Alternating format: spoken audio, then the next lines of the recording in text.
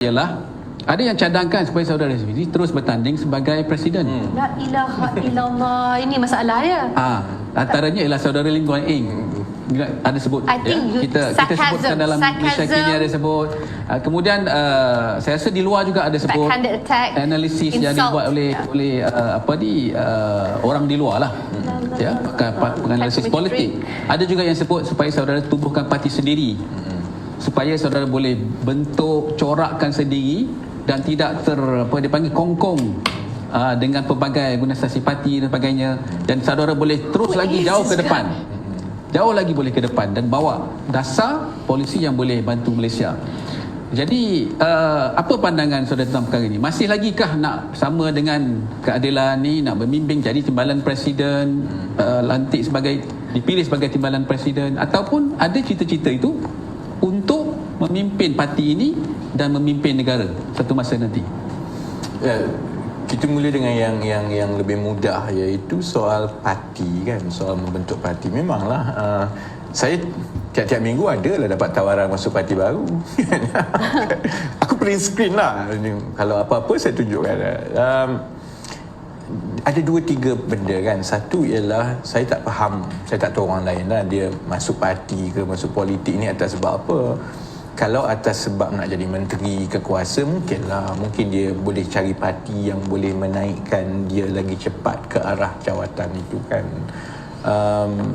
Saya masuk keadilan sebab saya betul-betul yakin dengan idea dan gagasan politik pelbagai kaum yang progresif, yang mencerdikkan rakyat yang kita bawa. Saya tak kata keadilan satu-satunya monopoli ke arah itu.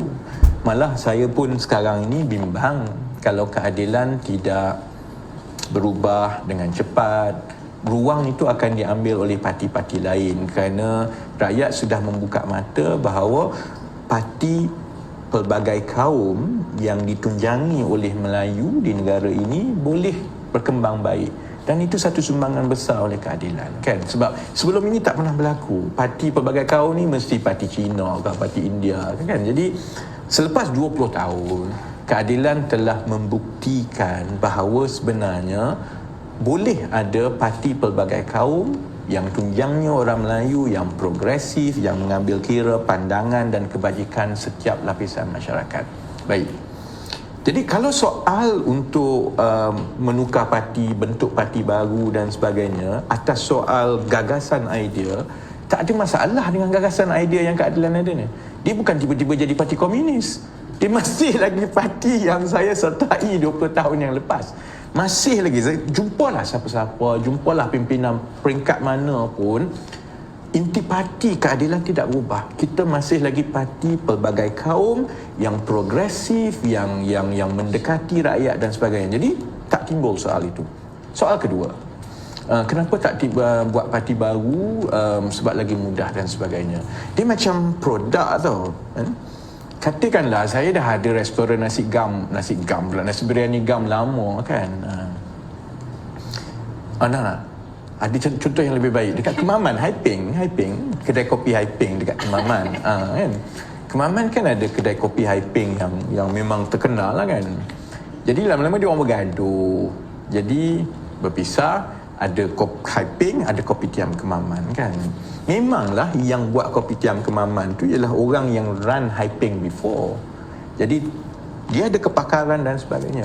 Tapi Haiping tu dah lama. Dia dah ramai brand name dia tinggi, dia dah ramai pelanggan tetap dan sebagainya. Sama macam dengan keadilan ya. Kita dah 24 tahun berada di lapangan, di kalangan rakyat. Kalau nak dibuat parti yang gagasan ideanya lebih kurang sama macam keadilan, tetapi bermula daripada sekarang, masa yang akan diambil untuk membina kekuatan dan juga mendapat tempat di hati rakyat itu akan mengambil masa 10-15 tahun lagi. Pertama, saya tak berminat dalam politik 10-15 tahun lagi. Aku nak bersara kan. I'm not going to be there sampai umur tua-tua kan. There is a limit to how long we want to do this kan. So keduanya ialah, kalau dua-dua parti ini gagasannya sama, Dan yang ini sudah pun ada lama dan sudah pun ada pengikutnya sendiri, dah ada jenamanya sendiri. Kenapa perlu dilunturkan jenamanya ini, sedangkan kalau gagasan ideanya tetap sama, yang ini ada peluang yang lebih baik untuk membawa dan melaksanakan apa yang rakyat nak, apa yang kita nak buat kan. Jadi sebab tu soal parti ni, walaupun orang cakap macam mana kat saya pun, bagi saya benda itu tidak praktikal. Kalau saya buat parti tanpa saya cuba menyumbang dan memperbetulkan ataupun menguatkan kembali keadilan, itu maksudnya politik ini untuk diri saya, bukan atas saya mendukung gagasan idea yang dibawa oleh keadilan. Sebab itu soalan kedua lebih mudah dijawab lah. Soal kenapa tidak ambil jawatan bertanding presiden dan sebagainya, dia bukan soal siapa saya nak jadi Perdana Menteri ke, tak timbul benda itu. Soalnya ialah, bagi saya masuk gelanggang kali ini ialah untuk mempertahankan gagasan politik pelbagai kaum yang mencerdikkan rakyat yang saya dah mula daripada 20 tahun yang lepas. Dan tempat yang paling baik untuk saya masuk kali ini ialah timbalan presiden, kerana saya tak rasa ada masalah dengan presiden. Saya tak rasa pada umur dia 75 tahun dia perlu berlari seperti yang muda-muda umur 45 tahun, 40 tahun ni. Masalahnya kalau yang sepatutnya berlari keliling dia tu tak berlari. Itu masalah. Jadi contohnya, kalau kita satu syarikat, dia ada CEO dia ada GM dia dan sebagainya kan. Betul lah. Kalau ada apa-apa, CEO perlu bertanggungjawab kan.